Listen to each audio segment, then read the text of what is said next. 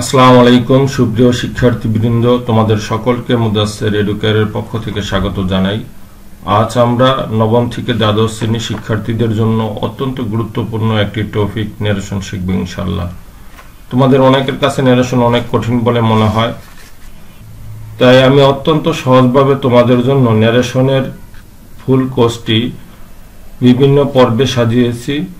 আমি কথা দিতে পারি, যদি তুমি শুরু থেকে শেষ পর্যন্ত আমার এই ক্লাসগুলো মনোযোগ সহকারে দেখো, তাহলে তোমাদের ন্যারেশন ভীতি দূর হয়ে যাবে এবং ন্যারেশনে তুমি এক্সপার্ট হয়ে উঠবে ইনশাআল্লাহ। ন্যারেশন অর্থ বর্ণনা। তাহলে আমরা দেখি ন্যারেশন কিসের বর্ণনা করে। আমরা দুজন ব্যক্তির ছবি দেখতে পাচ্ছি, একজন রাজু আর একজন মিতা। রাজু মিতাকে জিজ্ঞেস করছে, what are you doing now, তুমি এখন কি করছো। এখানে রাজু বক্তা, মিতা শ্রোতা, এবং what are you doing now বক্তব্য। মিতা এখন উত্তর দিচ্ছে, I am reading a book, আমি একটা বই পড়ছি।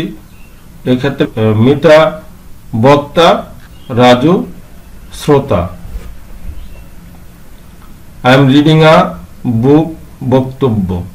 তাহলে আমরা দেখলাম রাজু এবং মিতার মধ্যে বক্তব্য বা কথোপকথন সংঘটিত হয়েছে।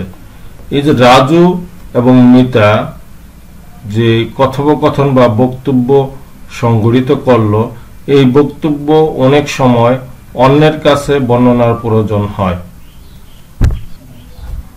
অর্থাৎ দুজনের মধ্যে কথোপকথন যখন তৃতীয় পক্ষ শুনে অন্য কারো কাছে উপস্থাপন করে, এটাই মূলত ন্যারেশন।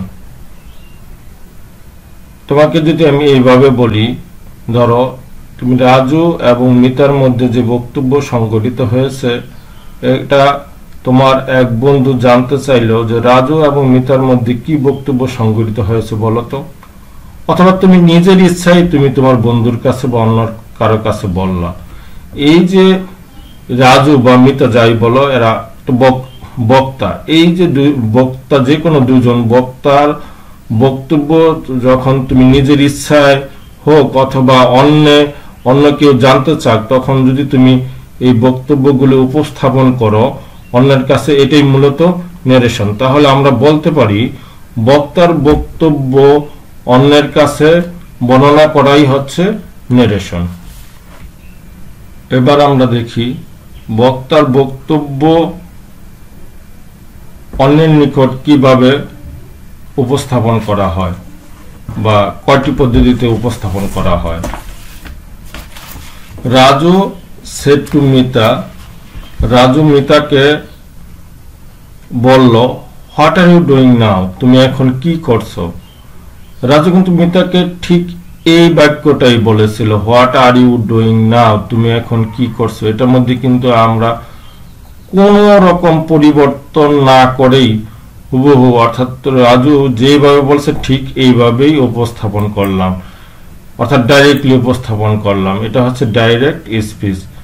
আর এই বক্তব্যটাই যদি আমি একটু ঘুরিয়ে নিজের ভাষায় উপস্থাপন করে বলি, রাজু আস্কড মিতা, রাজু মিতাকে জিজ্ঞেস করলো, হোয়াট শি ওয়াজ ডুইং দেন, সে তখন কি করছিল। অর্থাৎ এটা আমি আমার নিজের ভাষায় উপস্থাপন করে বললাম, এটা ইনডাইরেক্ট স্পিচ। আবার মিতা সেড টু রাজু, মিতা রাজুকে বলল, I am reading a book, আমি একটি বই পড়ছি। অর্থাৎ মিতা রাজুকে ঠিক যেভাবে বলছে আমি ওইভাবে উপস্থাপন করলাম, অর্থাৎ কোন রকম পরিবর্তন না করে উপস্থাপন করলাম ডাইরেক্টলি। এটা হচ্ছে ডাইরেক্ট স্পিচ। আবার এই কথাটাই যখন আমি আমার নিজের ভাষায় উপস্থাপন করি বা বর্ণনা করি অন্য কারো কাছে, তখন এটা এইভাবে করতে পারি, Mita said to Raju that she was reading a book, Mita রাজুকে বলল সে একটি বই পড়ছিল। অর্থাৎ এটা আমি আমার নিজের ভাষায় উপস্থাপন করে বললাম, এটা হচ্ছে ইনডাইরেক্ট স্পিচ।